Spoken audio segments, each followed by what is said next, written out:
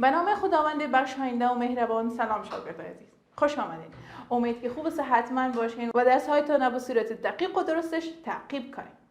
شاگردان، اگر شما به یاد داشته باشین درس گذشته ما درباره جوانمردی بود. ما خواندیم که جوانمردی چیست و کسانی که جوانمرد هستند باید صاحب کدام اخلاق و خصوصیات باشند و همچنان در بخش قواعد دستوری عبارت شناختیم ای که عبارت چی است و کدام قسمت های جمله را عبارت میگن.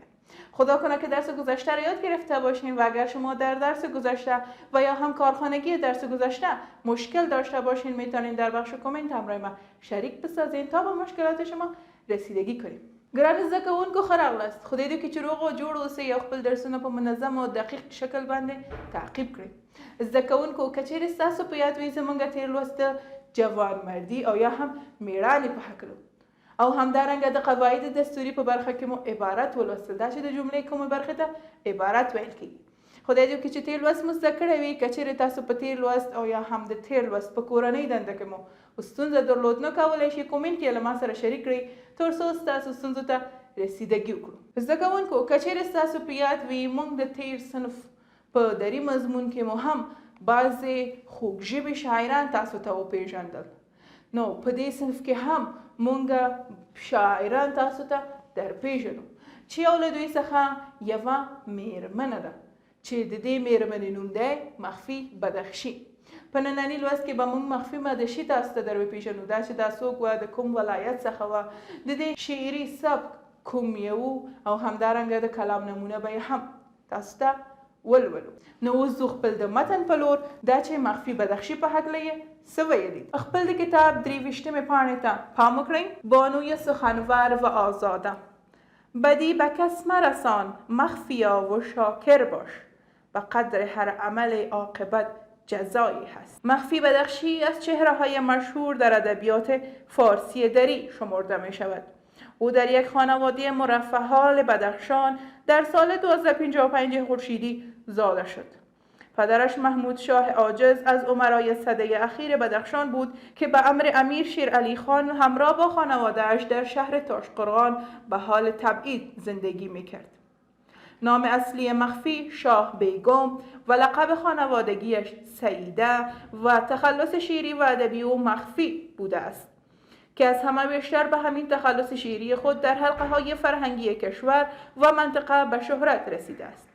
مخفی 1.5 ساله بود که پدرش در شهر تاشقرغان وفات کرد و در 4 سالگی همراه خانواده برادرش محمد شاه غمگین به بدخشان برگشت. ولی عبدالرحمن خان وجود خانواده مخفی را در بدخشان مناسب ندیده آنان را به قندهار تبعید کرد. لذا مخفی مدت در ولایت کندوز و کابل و 20 سال متواتر در قندهار سپری کرد و در عهد امیر حبیب الله خان فرزند عبدالرحمن خان خانواده او به کابل خواسته شد و همراه برادرش میر سهراب سودا مدت 16 سال دیگر به طور اجباری در کابل سپری کردند. مخفی تحصیلات ابتدایی را در نزد برادرش غمگین در قندهار به پیش برده و علوم دینی، ادبیات عربی و دری را نیز از محضر استادان خصوصی فرا گرفت و هنگامی که در قندهار 15 ساله بود به شاعری پرداخته است. او به زبانهای دری و پشتو شعر می سروده است. چنانچه دیده می شود که اکثر اعضای خانواده وی هم از پدر، برادران و کاکاهایش عالم، ادیب و شاعر بودند. مخفی در سن کودکی با پسر کاکایش یعنی سعید مشرب نامزاد بود، اما متاسفانه قبل از آن که با او ازدواج کند سعید مشرب وفات کرد و مخفی را در سوگ و اندوه عمیقی نشاند. چنان که مخفی بعد از این واقعه المناک هیچ همسر انتخاب نکرده و زندگی را با شعر و مطالعه و عبادات شب و روزی به پایان برده است. اشعار باقی مانده مخفی از محتوا و موضوعات گوناگونی برخوردار است، چنان که اشعار دوره جوانی او از حال و هوای عاشقانه دنیایی حکایت می کند، در حالی که سروده های مرحله کهنسالی وی حداکثر جنبه عارفانه و صوفیانه دارد. مخفی در هنگام زندگانی خود با شعرا و ادبای معروف کشور چون استاد خلیل الله خلیلی، شاه عبدالله بدخشی، غلام حبیب نوایی و از میان زنان کشور با محجوبه هروی و عده دیگر رابطه خطی و ادبی داشته است. او بر علاوه شعرگویی در علم تاریخ و هنر نویسندگی نیز مهارت داشته و خوشبختانه برخی از نامه‌های وی خطاب به دوستانش در دست است. همینطور او از چهره‌های فعال سیاسی و نهضت نسوان کشور شناخته می شود. مخفی دارای دیوان شعری بوده که رقم ابیات آن تا 5000 بیت می رسد. اشعار او در مطبوعات کشور امز به کابل و بدخشان مکرر به چاپ رسیده است. مخفی در شعر پیرو سبک هندی بوده، به شاعران متعدد چون سعدی، حافظ، بیدل، صایب، زبان‌نسای مخفی هندی، محجوبه هروی، برادرش یعنی غمگین و شمار دیگری نظر داشته و اشعار آنان را نیز پیروی کرده است. او در قالب‌های متنوع شعر چون غزل، قصیده، مخمس، قطعه، دو بیتی، رباعی و تکبیت شعر سروده و در دیوان او اشعار در موارد ماده تاریخ و مرثیه زیاد است و از این جهت مخفی را از شاعران مرثیه سرا در شعر معاصر دری میتوان به حساب آورد. مخفی در سال 1346 شمسی به عمر 87 سالگی وفات یافته و در روستای قرقوزی ارگو مدفون شده است. اینک به یک نمونه از غزل وی نیز آشنا می شود. یاد باد آن که گذارم به سر کوی تو بود، دیدم جلوگه آینه روی تو بود. گردشی قبله نمای دل دیوانه من، به سجود خم محراب دو ابروی تو بود. قمری دل شده در باغ که کوکو می گفت، عاشق سرو روان قد دلجوی تو بود. تابش ماه شب افروز و ضیای خورشید، ذره پرتوی از عارض نیکوی تو بود.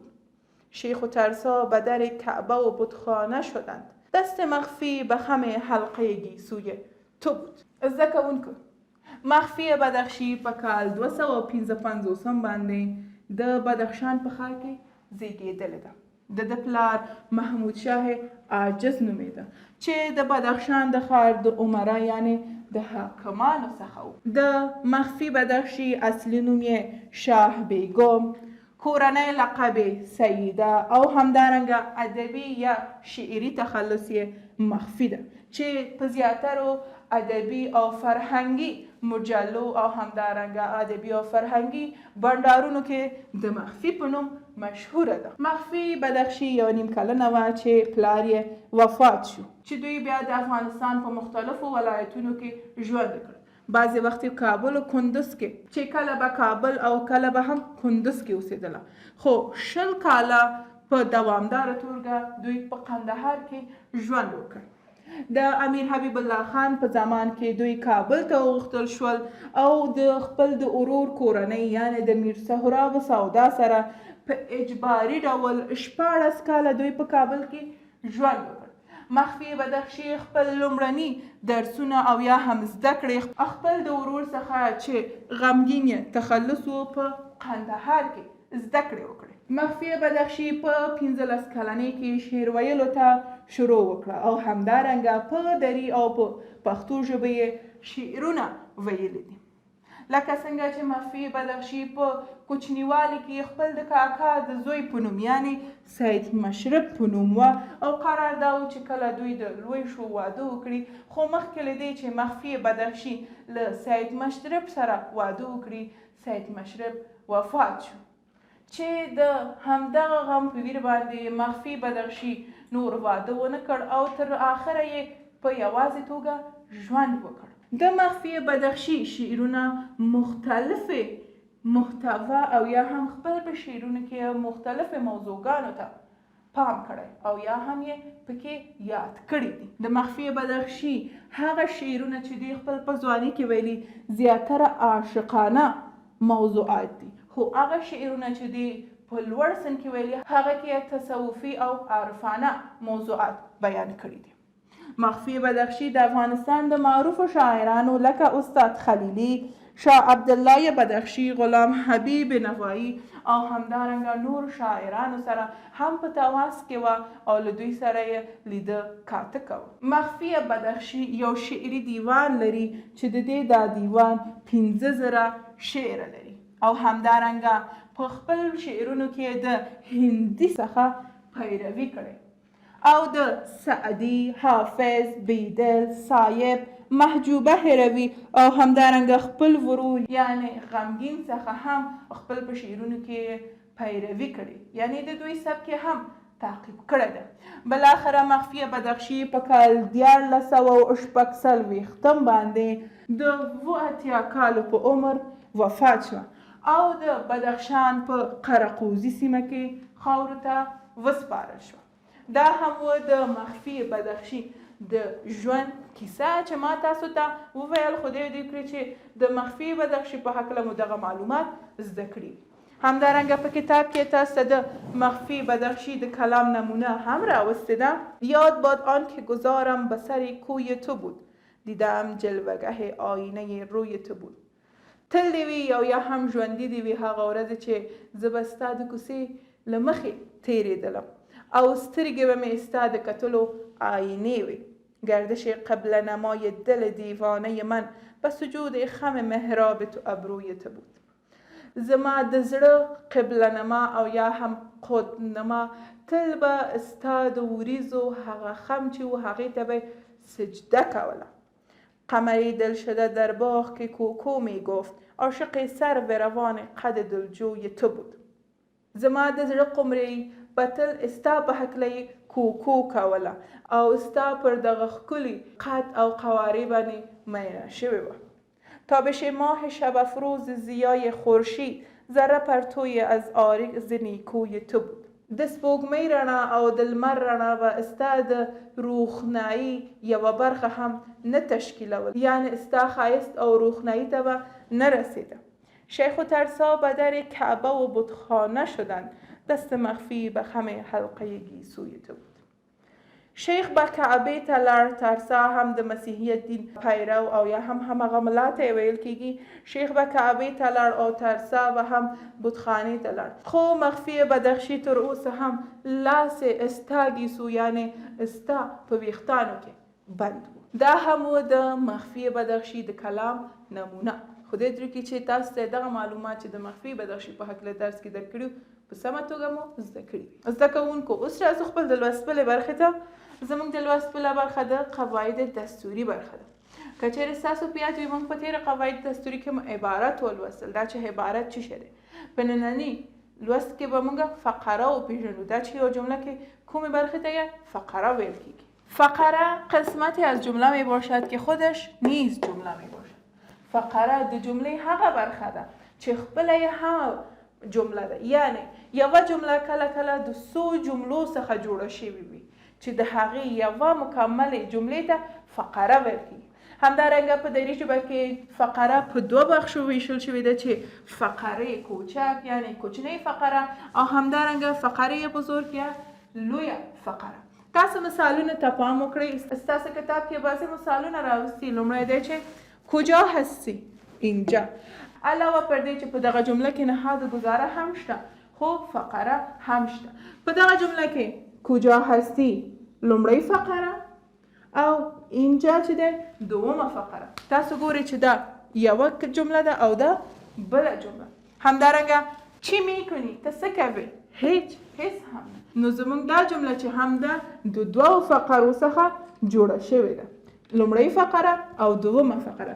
که چیرې موږ په یوازې توګه ویلی وی چې چی میکنی نو دا جمله فقط به یوه فقره درلود. که چیرې هیچ ورسره نه وی. دریمه جمله ده شما وقتتر آمدید اما او ناوقت آمد. تاسو وخت راغلی خو هغه ناوقت راغلی. په دې جمله کې هم زموږ دا جمله د دوو فقرو څخه جوړه شوې چې لومړی فقره یې دا برخه ده او دومه فقره یې هم ده. او بسیار کوشید اما موفق نشد. هغې ډېر کوښښ او تلاش وکړ خو موفق او یا هم کامیابه نشو. زموږ دا جمله هم د دوو فقرو څخه جوړه شوې د دې لپاره چې او بسیار کوشید په خاصه توګه یوه جمله ده، یعنی په مستقله توګه یوه جمله ده. او دومه برخه اما موافق نشد، دا هم د جملې دومه برخه چې په یوازې توګه هم جمله ده، دې ته هم د جملې دومه فقره وایو. موږ دلته ولوستل چې فقرې دوه ډوله دي، لویه فقره او کوچنۍ فقره. دغه دواړه جملې چې تاسو ګورئ یعنی لاندې لاندې دي، لومړۍ برخه او دومه برخه هم دې ته موږ فقرې کوچک وایو، یعنی د دغه جملې دغه دواړه برخې کوچنۍ کوچنۍ دي. خو دغه دواړه جملو ته موږ فقرې بزرګ وایو، د دې لپاره چې د دې جملې لومړۍ برخه او دومه برخه دواړه طولانی او یا هم اوږدې جملې دي. دا هم فقره خدای دې کې چې فقره مو زده کړې وي. فقره د جملې هغه برخه ده چې په خاصه توګه خپله هم یوه جمله اوسي. یعنی مثلا که یوه جمله د څو نورو جملو څخه جوړه شوې وي نو همغه اولې یا دومې او یا هم درېمې جملې ته موږ فقره ویلی شو. اوس راځو خپل د لوست بلې برخې ته. زموږ د لوست بله برخه د فعالیتونو برخه ده چې نننۍ ورځ فعالیتونه ستاسو کورنۍ دنده ده. تاسو به متن په دقت سره ولولئ او د فعالیتونو پوښتنو ته به ځوابونه ورکړئ. علاوه پر دې چې فعالیتونو برخه حلوئ نو د همدې فعالیتونو پوښتنې ستاسو کورنۍ دنده مو هم ده. دا هم زموږ نننی لوست. په ننني لوست کې موږ مخفي بدخشي وپېژندله.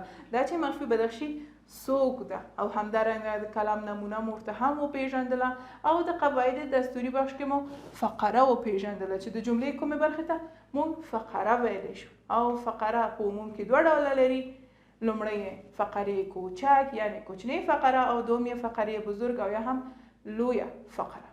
خدای دې کې چې نننی لوست مو زده کړی وي. که چیرې تاسو په ننني لوست کې کومه ستونزه درلود نو کولی شئ کومنټ کې له ما سره شریک کړئ تر څو ستاسو ستونزو ته رسیدګي وکړو. ویډیو در سره لایک او لا زیاتو درسونو ویډیوګانو لپاره چینل سبسکرایب کړئ. په پاک الله مو سپارم.